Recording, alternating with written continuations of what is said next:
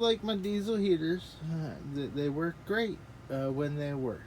When they don't work, they can be a real pain in the ass. As you can see, I got quite the collection, and one,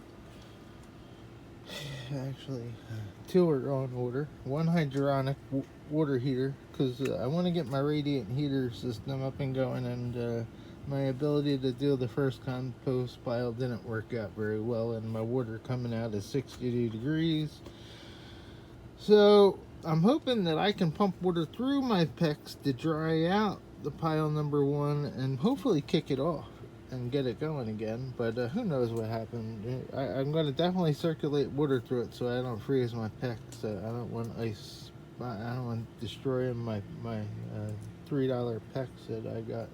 But anywho, that's not why we're here. We're here to talk about the diesel heater sitting here. This one I had sitting out front of the front door of the greenhouse because I was lazy and I didn't have a second exhaust jack to get out the front. So prior to me putting the second hole in the front, I had this one sitting out front, and I learned, yeah, you can't keep them out in the wet snow. Even cleaning the snow off the top, water got into the fan, and I think it flung it up on the circuit board, and the fan started acting weird, and it didn't start. It stopped working.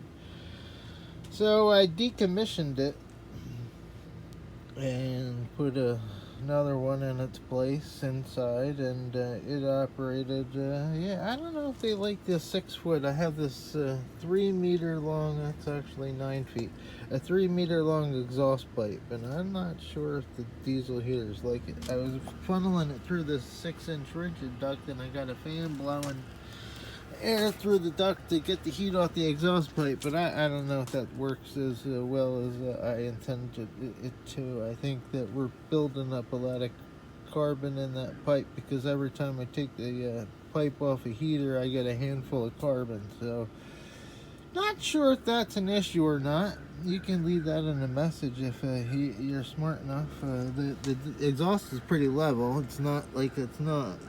It goes straight across and it goes out over there. So maybe it's on a little bit of an upward slant, which may not be good. On the outside, the muffler is definitely on a downward angle.